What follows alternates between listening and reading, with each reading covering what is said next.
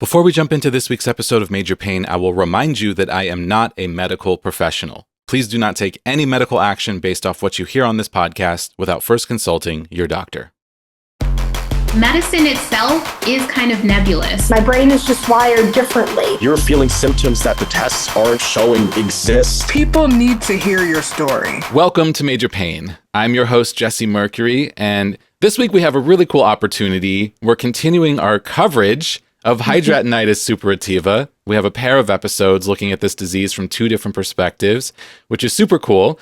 I'm really excited to welcome our guest to the show today. Welcome, Angel. Thank you so much for joining us on the podcast. Thank you for having me. Yes, it's my pleasure.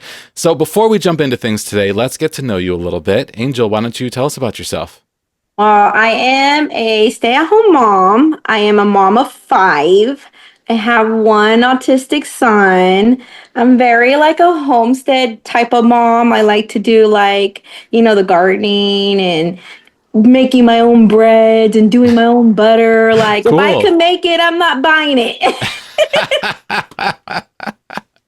Wow, a mom of 5. That's a busy life. It is. What do you do for fun? What are your sort of nerdy things that you're into? Like my gardening, I totally love that. I love like arts and craft. Like, of course, he's homeschooled too. So like we get to do all the fun stuff. Like I will do diamond art. Like we'll go out to the garden or even like just hitting the libraries. We'll do stuff like that. Down to earth is what I like. Awesome. Very cool. And if you're into this homesteading, I'm assuming with gardening, you must be planting edible things. Oh, yes. I got habaneros, jalapenos, serranos, tomatoes. I got basil. I got mint. Name it. I have it. Wow. That's awesome. Yeah, that's something I want to get more into. We have some mint growing in our yard that was just there when we moved in, and it's awesome. But yeah, I really want to plant some veggies. I'd love to have like collard greens or kale or something growing outside. Squash is easy to grow, I hear. Okay, So we're going to try that. We're going to do the squash next. Nice. Or snap peas or something. I don't know. Yeah. I would just love to be able to walk out in my yard and pick something and have a snack. Yeah. I'm hoping for the future that, I'm able to purchase some land and just have like that whole like barnyard animals. Like my dream was like to be like Selena, I swear I think I'm Selena, but kind of like a ghetto version of it. But I want the animals, like all that. I want to do it all. Wow, very cool. Okay, well, let's jump into your story. So, Angel, what is your major pain? Unfortunately, I do have hidradenitis suppurativa, and I also was diagnosed with cancer, stage 2 thyroid. Wow. Yeah, and I was just telling you before we started recording, we just had an episode with Stacy just a couple episodes back where she also had thyroid cancer. And of course, we're talking about hidradenitis suppurativa that we just talked to Parrish about. So This is just a really cool coincidence where these things are sort of overlapping, where we get to talk about these conditions from multiple perspectives. And everyone's story is so unique. So I always enjoy, hearing about similar things from other people. I know for me, I have mast cell activation syndrome. I love talking to other people with mast cell activation syndrome just to kind of compare and contrast. Right. So, okay, you have 2 things, thyroid cancer, hidradenitis suppurativa. Tell us about HS. How would you define HS? I would define it as a chronic skin condition for sure. Very painful.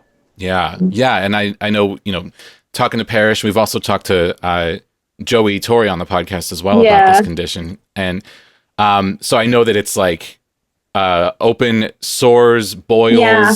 Boil-like abscesses. That's it. Boil-like abscesses. Yeah. They range from sizes. You could get the small. Tell me why the smallest ones hurt. Like you would think the big ones would like just kill you. They do too, but the smaller ones just wraps your whole day, man. Like it just. Yeah. Like right now I'm dealing with one and it's not fun. Ugh, yeah. Sounds horrible. Yeah. And Parrish was saying that they can form anywhere on your body that you can grow hair. So, yes, anywhere where a hair follicle grows, yes. Yeah, so not the palms of your hands or feet. Yeah. But pretty much anywhere else. Anywhere on the body where there's not hair, yes. Yeah. And it sounds like just such an incredibly frustrating condition and also like very individualized to the person. Which of these health journeys started first, the thyroid cancer or the HS? The cancer. The cancer started first. The Okay. cancer started Wow. first. How old were you when you discovered that you had thyroid cancer? I was 30. 30 years old. Wow. So and do you mind sharing how old you are now? I'm 37. 37. Okay. So we're real close in age. I'm turning 41 in a couple of Nice. months here. Nice. So you're 37 and you hadn't had any health issues before that? No. Wow. So that Yeah. must have been a real shock. It was. It was very out of nowhere too. And I thank God that my aunt said something, because had she not said something to me, I probably would have just overlooked it. And what happened was, at that time in my life, I was staying with her for a little bit until I could get on my feet. And she noticed that I had like a lump in my throat. And I thought, like, oh, we have like small little like Adam's apples, the girls, like the men's are bigger, but you could feel like a little bit in there. And I just thought I had a large one. Like I was just like, oh, like whatever, everyone's different. And she's like, no, I would go get that checked. So I was just like, okay, let me just go get it checked. And it was a big old like nodule in there. And they had to do a biopsy, and they went into it, and they, drained the liquid out, and it came back cancerous. Interesting. And the biopsy, do they take like a piece of tissue as well as draining the liquid to test the No, tissue? so what they find, what they look for is, when I did the ultrasound on they wanted to see if it was a liquid form or if it was tissue. Mine's was liquid. So they Wow. just went raw and took it and drained it and sent it out, and it came out cancerous. Wow. So was it like an actual liquid tumor? You know what? I don't really know, honestly. Yeah. I just know that it was filled with liquid, and Okay. they had to get it out. And when they went in, and it grew on one side of my thyroid. So Okay. it wasn't like centered. It was like, to one side. So when they went in to remove it, they scraped the other side of my thyroid, because this one they already knew was cancerous, this side. And they wanted to see if they could do a partial removal. And when they went in to scrape the other side, mind you, I just had surgery. They scraped the other side. They closed me up. Okay, everything's good now on this side. You're fine. We're going to test this side. And I was like, okay. And I think 2 weeks later, they called me. Can you come in? Cancerous. No. The scrape was to test the other side to see if Yeah. it was also cancerous, and it was. It was. So you have to go back in and remove the rest of your thyroid? Literally a month later, I was in surgery again Wow. to do a full removal. And then it gets even more interesting. Ooh, I amazing. go do the full removal, right? So now I'm thinking, okay, I'm good. Okay, they're gonna do my chemotherapy or the radiation, whichever route they were gonna choose.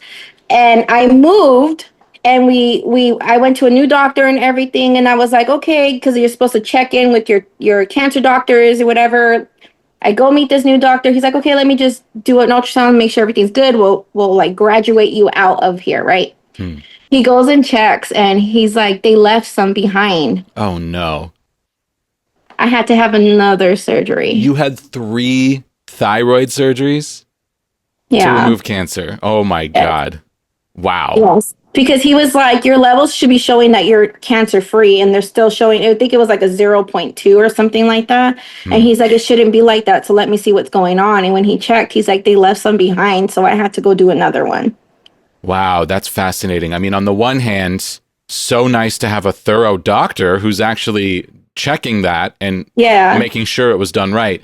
But on the other hand, very frustrating that the Oh, original yeah. doctors missed a piece of this cancer.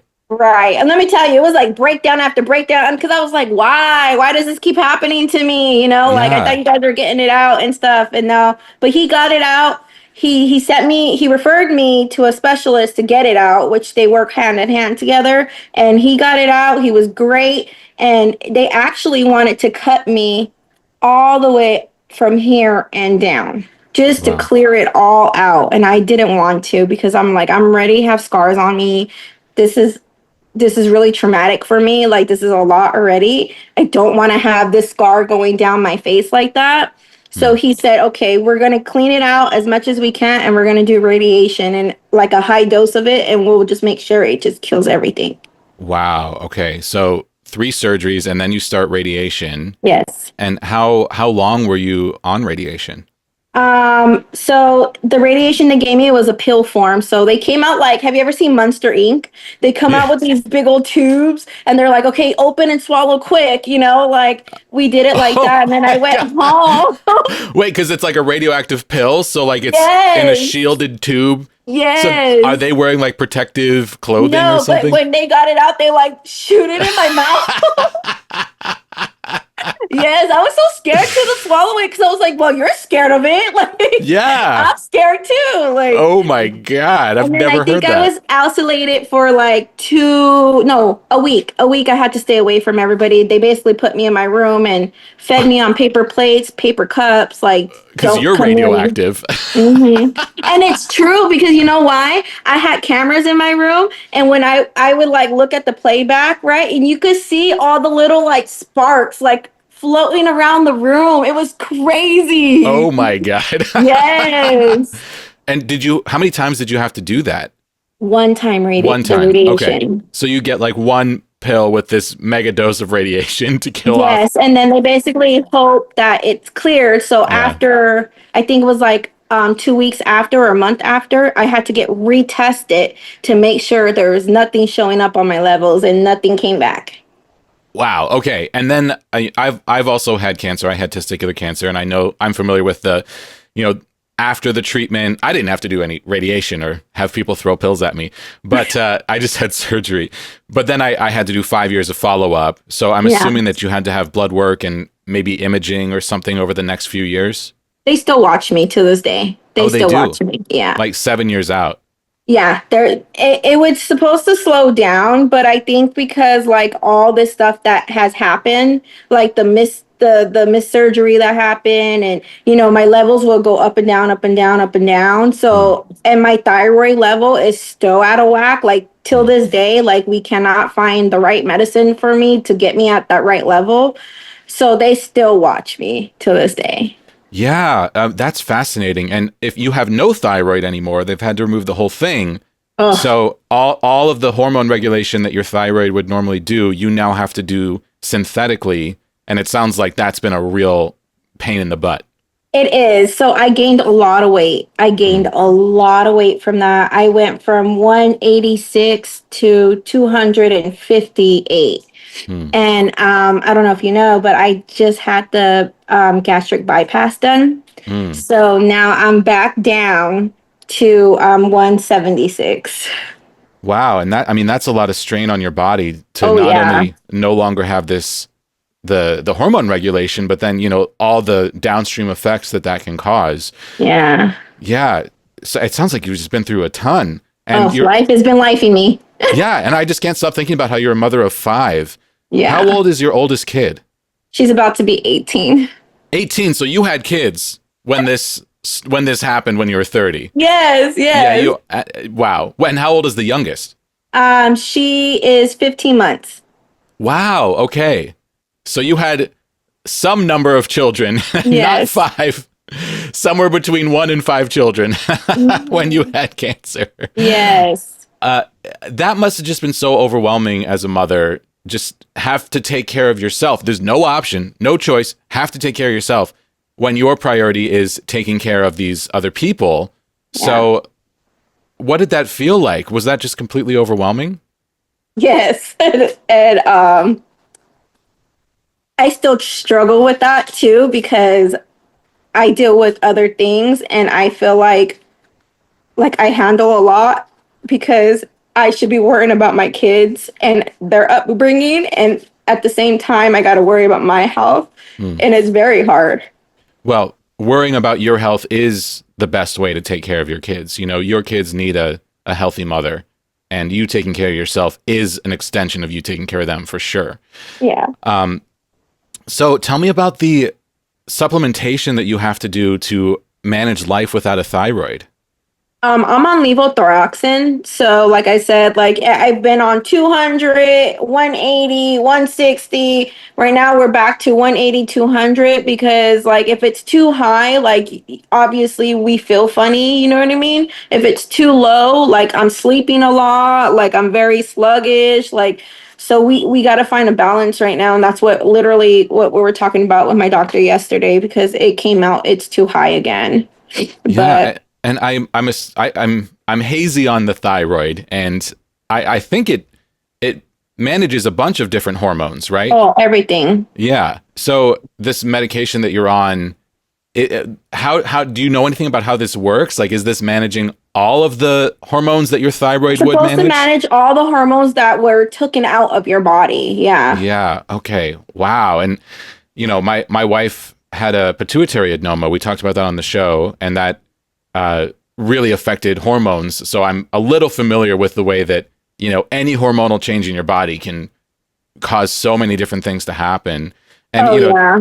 just like at a basic level, energy level and Oh, yeah. exhaustion. Yeah. Yes. So I mean, that must be a real roller coaster. It is. And then also with the thyroid, my body no longer knows how to hold like certain vitamins in. Mm. So I don't know if you follow me on my platform, but I was hospitalized because my calcium level got so low that my heart started acting funny. And Wow. that's because my body can't hold the calcium no more. So what they had to do was put me like on a certain water pill that will help retain the calcium when I'm taking it, because I was taking calcium but it was doing it was coming out as soon as I used the restroom. It was coming out. It wasn't holding in my body. Mm. So Wow. your heart starts acting funny because of that stuff. And now my B1 is low, so that's another thing. It's just like your body doesn't know how to regulate itself no more. Yeah, that's interesting. Yeah. So not having a thyroid, there just must be so many little things that are affected, Yes. so many Yes. regulatory things inside your body that it was doing on its own that you now have to supplement to and then ask your body to do through supplementation. And it sounds like the results of that take a long, first of all, I'm assuming they take a long time to track and a long time to figure out, is this working or not? And Yes. also these things change over time too. So It does. It yeah, really so does. it just must be a lot to manage. Yeah, it's definitely a roller coaster for sure. If it's Yeah. not one thing, it's another. Yeah. So when did hidradenitis suppurativa first appear? So my son is 4. So four years ago is when I got properly diagnosed. But now thinking about like when I was first experienced all these bumps and lumps and all this stuff, I was at the age of 13. But 4 years ago is when I got diagnosed. You were 13 years old when you first noticed lumps and Yeah. bumps and stuff. Yes. Wow. Okay. So as far as a diagnosis, this happens after cancer, but looking back, you can now probably say with some certainty, I've had this since I was 13. It was definitely around the time I had my period, my first period. Wow. Is when I noticed that I started getting it around the bikini line. Okay. Just like lumps and bumps. Yes. And how much discomfort were you experiencing back in your teenage years? It was discomfort a lot. And I remember me and my mom weren't really close at that time. Like we're still a funny relationship, but I remember like thinking like I can't tell her because she was gonna think that I was like being intimate like it was just so weird at that time. And I couldn't go to her, and I just kept it a secret until maybe I was about like 15, and then I told my stepmom. And her comment to me was, and no hate against her because she didn't know what I was talking about then either. She was like, "Are you having sex? Because bumps like that come up when you're having sex." And I wasn't having sex then, and I was like, "No." She's like, "I think you should tell your mom," which I was like, "Well, I can't." So I just didn't say anything. Wow, yeah. And that's really frustrating where it's easy to see how an adult would jump to that conclusion right away. And it's also very easy to see how, in your case, where that's not the answer, it could Yeah. become sort of impossible to get an answer when Right. everyone's going to assume that you're lying, which is so frustrating, Right. That's really tough. I mean, that's something that chronic illness us chronic illness people face on so many different fronts is Yeah. this whole thing of people not believing us about our own bodies. So Yeah. frustrating. It's So very frustrating. It's like we know us best, you know. Yeah. You don't know us. Yeah. You're not me. What are you talking Yeah. about? You don't know Yeah. where I've been. Yeah, exactly. Yeah. So, okay. You finally bring it up when you're 15. You don't get any help. Where do things go from there? So even from the doctor's point of view, when you go in for your checkup to see if they want to see if you're sexually active, and mom steps out the room, and I was like, this is my chance to tell the doctor what's going on. And the doctor basically told me too that stop wearing cotton underwears. It's a contact rash. Don't use pads. Use tampons. Like basically just redirecting my clothes and saying don't use the bras with the underwire. Like don't do all that stuff. So I got no help from the doctor either. And then it just went quiet from there. Like I just let it be. I was probably only stage 1 at that time, where one would pop up here and there, maybe one under. And even with the deodorant, they were like, "Oh, it's because you're irritated from the deodorant. You do a different brand." Like it was always something but that. Yeah. And then finally, when I moved out here, the doctor saw me and was like, "Yeah, this is what it is." Like.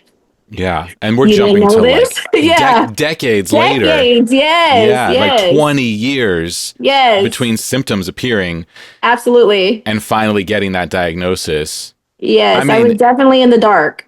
Yeah. But I mean, the validation you felt must have been pretty extreme. Right. No, I was like, what? You know what it is? Like, Yeah. and she's like, yeah. And she said this big old name. And I was like, what? What is Yeah. that? Trying to write it down. Like, what? Yeah. Yeah, I mean, did you kind of in that moment sort of travel back through the last 20 years and reevaluate everything that had happened through this new lens of like, I know the answer? Yes, yes. But it was very bittersweet, because yes, now I know what it is, and okay, let's take care of it. And then you get that there's no cure to it. Sure. What? Yeah. I literally started crying again. I was like, I just fought cancer, like, and now I gotta do this. Like, oh my gosh. Yeah. Oh, that's a feeling I know well. That feeling of, I don't want to deal with this for the rest of my life. You know, Yes. like this is really hard and It is. and it really sucks. And I'd really prefer this to be temporary and then go away. That's exactly how I felt. Yeah, but it doesn't. It doesn't, and it can't. And you have to change your mindset and accept and integrate and learn how to live with. And that's a process. That's a really difficult process. And we're only like 3 years into that for you with this particular journey. So as far as integrating HS into your life, from that moment of wishing it would go away into now, how has that changed for you? Well, in the beginning, like I did not want to accept it.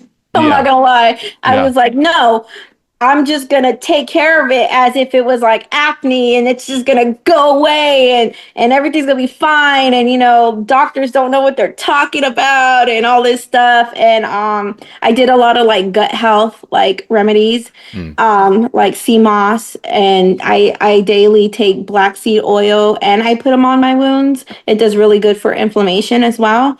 But it really didn't change anything for me. I just had to learn, like you said, to accept this is what it is, and let the doctors help me the best they can, or dermatologists, and I just hope for the best. Yeah, and how is that going for you, the acceptance? Does that get easier with time? No, No. No, it doesn't. no, it doesn't. Yeah. What about just the strength that you need to fight something like that on a daily basis? Do you start to build that strength? I feel like us as HS warriors, like we come in with the strength at like 98%, right? Like we got to be strong. We have no choice but to be strong. We deal with this on a daily, minutes, hours, day in, day out. There's never a break for us. So we naturally have to put this armor on of being strong. But let me tell you that little 2%, like it hit me yesterday where I was just like crying because I'm like, I don't want to deal with this no more. Like it's getting worse for me. And the insurance part, they can't, I don't know what's going on. They keep asking for prior ops and we're sending them and they're being sent. And like, I just need my medicine. I haven't been on medicine for a whole year because I was pregnant. And now that I'm not pregnant, I can't get my medicine. And I'm just like, dude, I'm flaring in new spots and it's getting worse and worse. And I'm like, now I'm feeling really low because it's like, it's spreading on areas that I don't want it to spread on. So it's been really hard for me. Yeah, totally. I mean, these insurance barriers are ridiculous. It's like I'm a human being living with this issue today and I need to do something about it. And you're telling me that you need another document that I've already sent you 5 times before you'll take any action. It's so frustrating. It's like, I wish they would just be like, oh, this person is diagnosed with HS. Here's everything they need. Give this to them. Like that goes with your condition. You know what I mean? But it's not, you got to fight for it. Yeah, you do have to fight. I mean, and that's a theme through your entire journey is you have to fight. Like when your doctor's telling you just change the underwear that you're wearing and this will go away. When that doesn't work, you have to fight. You have to go back and say, hey, this doesn't work. And sometimes it takes 20 years, Like my diagnosis I got when I was 37 or 38 and I'd been dealing with issues since 2nd grade, most of my life. I've pretty much had this thing pretty much my whole life. And I got so many different dumb answers from doctors about what was causing it. The doctor who told me that when I smelled mold, I was panicking, so I wasn't taking deep enough breaths, and that's why I was getting dizzy. It's like, what? What? That doesn't make sense. Yeah. And like doctors making these proclamations about you that don't make sense, putting them in your chart. They follow you to the next doctor, and then you start on the wrong foot with the next doctor because they've already put the wrong info in your chart. So it's just this cycle. And the only person who's going to fight for you is you. And you're already exhausted because you're already dealing with cancer and you have 5 kids and you have this painful condition. It's like, come on, why do I have to be the one to fight all of these battles at the same time? Absolutely. Fighting gets very, very draining and exhausting, and it can really mentally mess with you. Yeah. Do you have a good release? Like what do you do when you're just so frustrated and you fought too much? Honestly, my getaway is I just get in the shower and cry. That's it. Yeah. That's the classic. Get in the shower and cry. Yeah. Yeah, you get to hide it too, because I'm very strong-willed. I'm very a strong person when it comes to me being a person and my upbringing. Yeah. And for me to show people crying, it's not a thing. Like, so when you see me crying, know that like it's coming at a deeper level. Like, yeah, totally. And I really appreciate you being vulnerable with us and sharing this with us. That's really important and powerful for us to be able to talk about these things, especially on a public platform like this. Like that shows a lot of strength as well. And just to be a mother of 5 on top of all of this, like you have to be strong. You have to be strong. There's no way you're surviving if you're not strong. I know. It's hard. It is hard. Yeah, for sure. So HS, tell me about your particular HS, if you're comfortable sharing this with us. Like where are your flares? So my flares, they show up underneath my armpit, basically my hot areas, we like to call them the hot areas, underneath my breast, the bikini line, on top of your concha area, and now newly on the bottom of my butt cheeks because I got a heavy set back there. So it's now on the bottom underneath my butt cheeks and in between the butt crack. Yeah, these are like the last places you want to deal with skin issues. Tell me about it. Yeah. I mean, that's another really unfair, frustrating thing. And I mean, that's got to affect you on a deep level. It does. So like my first flares that I ever had were underneath my armpit and underneath my breast. When it hit my breast, I was still like, oh, well, I could hide it still. Like, like you can't really see it. I would have a bra on or I'm wearing a certain shirt. You can't really see nothing because they weren't on top. They're underneath. Mm-hmm. And then once it started hitting like down in my private areas now, 8 years being married and stuff, it really affects it because I get very insecure. Like I don't want my husband to see, a flare or it's being open and it's oozing and goozing. So it's really challenging to just be like intimate with your partner because of it. Yeah, absolutely. And it sounds like you must have been having these symptoms when you first met your husband. But I know these things change over time. Yes. So when you're meeting and you're dating and you have to, anyone with a chronic illness, we all have to go through this, that moment where you have to sort of reveal to the person you're interested in, hey, I deal with this thing. Yeah. Yeah. What was that like? When I met my husband, I was still in the dark. It's the deodorant, it's the bra, it's the cotton underwear, like stuff like that. And when I met my husband, it was mainly on my armpit. But again, I thought it was the deodorant, so let me change the deodorant and whatever. Sure. So when I got pregnant, us being together now I got pregnant and I had Charlie.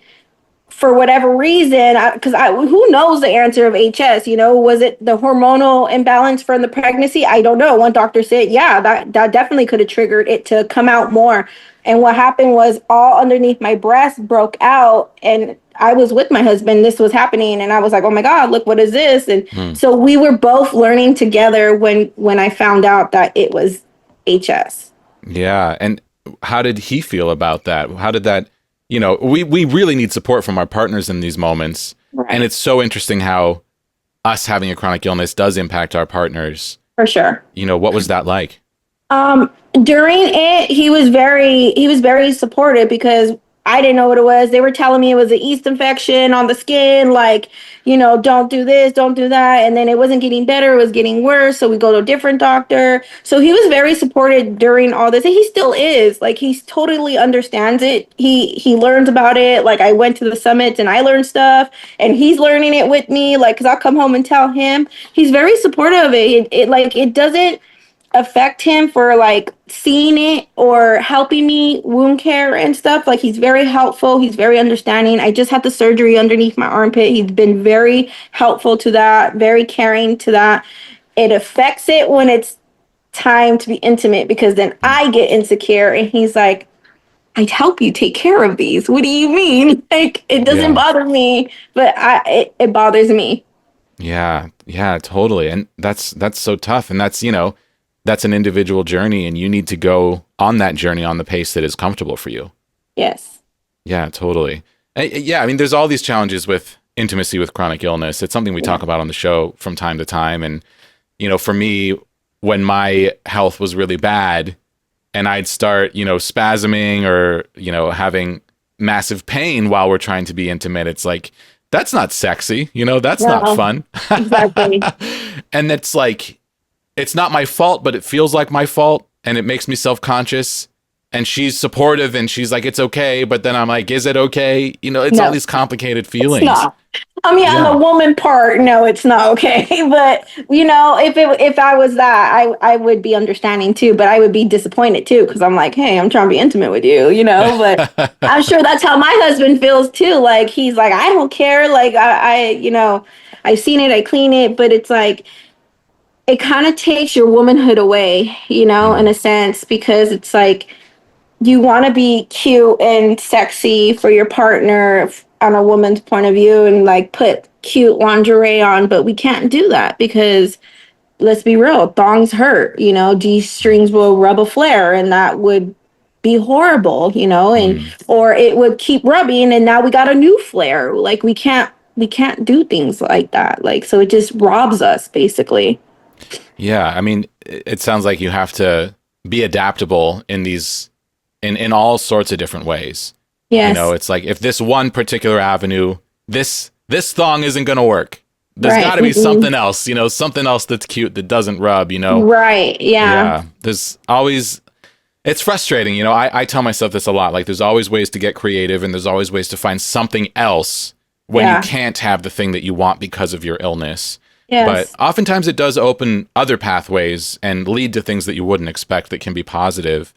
Is there anything in your life that's like that? Has HS brought you anything that you wouldn't expect that you actually found strength and joy from? Yes, my Really? platform. Yes, Yeah. for sure. So, funny story is nobody knew I had HS, not even in my family, my best friend. Nobody knew until I decided to do my platform. And me doing my platform was me telling everybody, Mm. not just people I didn't know, but family and friends. And so when I did my platform and I started telling my story, you should have seen the calls I was getting. I just saw you yesterday. What do you mean you have this?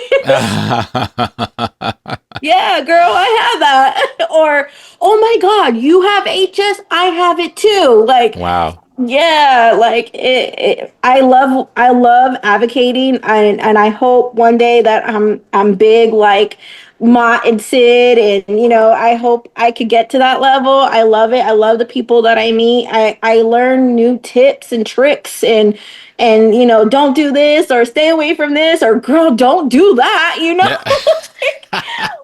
They'll be calling me too, like Christina be like, don't do that, like I wouldn't do that, or hey, let me send you this, try this. Like, it's very helpful. And just the fact that we all understand each other and get where we're coming from, it does great for us, because honestly with HS we honestly feel alone. We feel Mhm. like you're not going to relate to me because you don't know what HS is. You understand what chronic pain is, and yes, but you're not going to understand my flares, like, so to get people that get you, it's amazing, and I thank God for it every day. Yeah, that's so cool.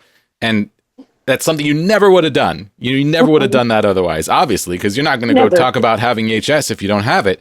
But Right. but it's also like that takes a lot of strength and bravery to get up on a public platform and talk about a health condition, a Yeah. visible health condition on top of that. And yeah, it sounds like you've gotten some really amazing reactions from that.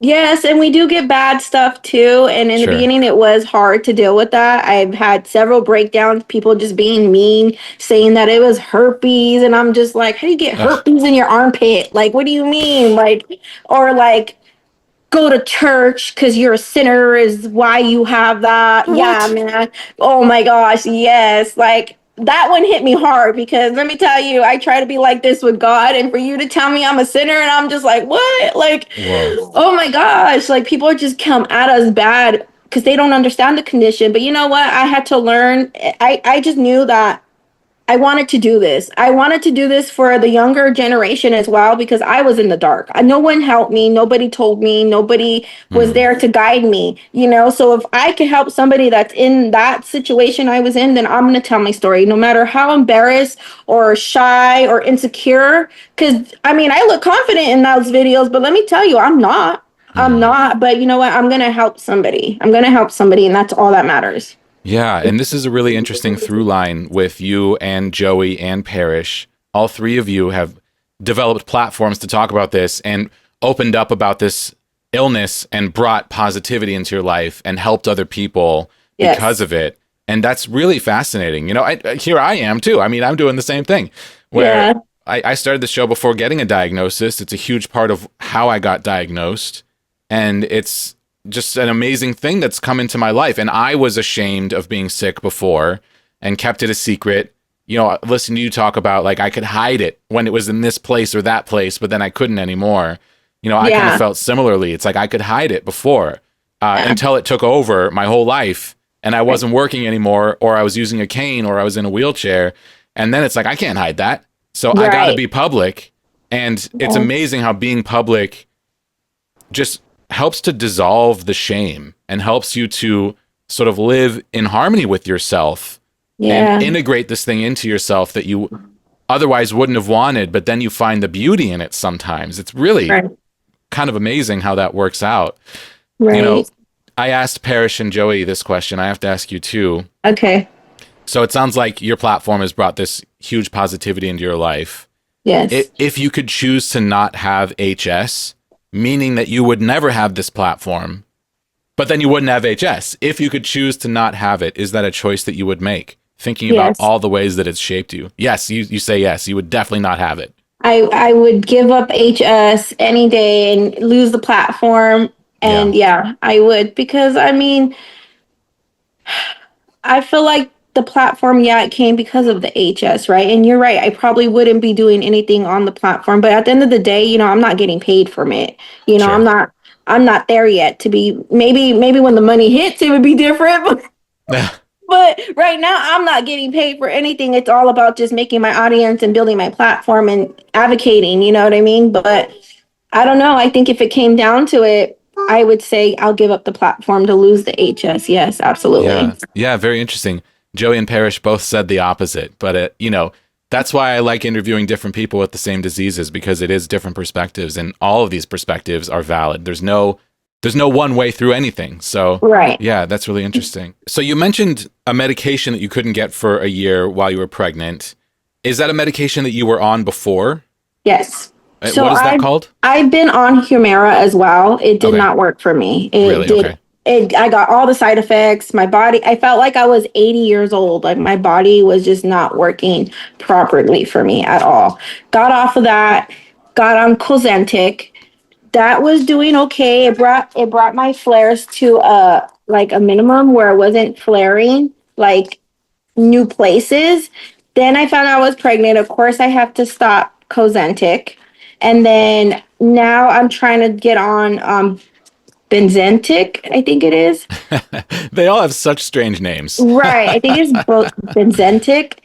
I'm trying to get on that, and that's where the oh well, she wants to stop Cosentyx. Well, I haven't been on Cosentyx for a year, so there's no stopping. Like it's done. Now put me on this one, and they just been having trouble on putting me on there. Are these medications that suppress your immune system? Yes, from Yeah, what I understand, yes. and that's a huge choice. Yeah, hole in the ball game. Yes. Yeah. They literally give it to you and they say, he was like chasing me down the hallway. It was like, Angelica, please stay away from people that are sick. And I'm just like, what the hell? Like, I have 5 kids. What are you talking about? Yes. Yeah, I mean, that's so tough. I mean, it's sort of a impossibility, but you just do your best, Yeah. Yes, that's all we could do, Yeah. try. Definitely. And I'm curious to ask you more about any tips and tricks that you might have for living with HS. You mentioned, I think black sea oil, you said? I've never heard of that before. What is that? It's just an oil. You could buy it at CVS. Walmart's the cheapest. It's a little bottle you get, and you could people put it on their faces. Like you can use it for anything. But I found out that you could take it, right? And they say if you take it for 2 weeks straight, it brings down the inflammation of your body. Now, it also works for your flares. Like I know there's like Magic Healer out there, but let's be real, Magic Healer is kind of expensive and not a lot of people can afford it, right? Can't pay $60 for a little thing. I get it. Before I was on TikTok, I knew nothing of all these remedies that everybody was throwing out there. And it was black seed oil that I first learned about. And it was a YouTuber that I saw. And she said, take it, right? And I was like, okay. So I started taking it, and you could see the difference. Like it's very little difference, but let me tell you, the pain we're in, the little difference you get, you're going to be very happy with it. And you put it on your flare and it will pop next day. Interesting. Black seed. I Black heard black seed. sea. I was like, black sea oil. How do you oil the black sea? Yeah. Yeah. Black seed oil. Are there any other things that you use to help manage your flares that you'd recommend for anyone else to try who's living with HS? Just the black seed oil. Honestly, that I'm telling you that was my go-to, the black seed oil, castor oil. That one's a good one too. And I try to stay like the natural way too. So if you could drink like turmeric tea, do it. Take it whatever which way you want to do it. I used to get turmeric and make it like a paste and Did that we help? try anything at this point, I'm like willing to do it all. Like, just tell me, what do you think? Yeah, totally. Wow. Well, Angel, it's been so fun talking to you today. I mean, what a story. You've really just been through it, and I'm so impressed with your strength, and you're just continuing to fight every day and care for your kids. Yeah. And that's just really, really impressive. And I just want to, commend you for that hard fight that you are fighting that many people in your life probably aren't seeing. And that's kind of hard to be like, hey, I'm fighting this thing and I'm doing so much. And it's just like, I just have to keep doing it. And it's just for me. And no one else is seeing it. Yeah. And that's hard. But all Very of us, lonely. it's very lonely. Yes. All of us listening or watching this podcast today, we see you. We see what you're doing. And we're all giving you a high five and a round of applause for the amazing fight that you're fighting. Absolutely. My last question for you. If you could go back in time, let's say to when you were 13 years old, and bring yourself a message from the future based off of everything that you've learned through this journey, what would that message be? That you're going to be okay. You're not alone. Beautiful. Yeah, that's awesome. Wow. Well, Angel, where can people go to connect with your platform, to see what you're doing online, or anything else you'd like to plug? So all my platforms are named the same. I'm on Instagram, I'm on TikTok, and I have a Facebook, and they're all the HS Queen 96. Awesome. HS Queen 96. I'll tag you on our platforms when this episode goes live.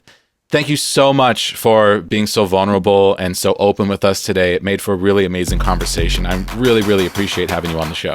Thank you so much. Thank you for having me. Thanks for listening to this episode of Major Pain. I'm Jesse Mercury, the creator of this podcast, with support from Trisha Schmidt and Casey McKenzie. Artwork by Egg Salad Salad. Our theme music is the song Time Machine from my synth-pop album Sci-Fi, now streaming everywhere. Join our community on social media, TikTok, Instagram, YouTube, and Facebook, all at Major Pain Podcast. If you have questions or comments you'd like to share with myself, our guests, or our listeners, send an email to majorpainpodcast@gmail.com. You can also head to our website to learn more about this show, support its creation, or leave a comment on any episode at majorpainpodcast.com.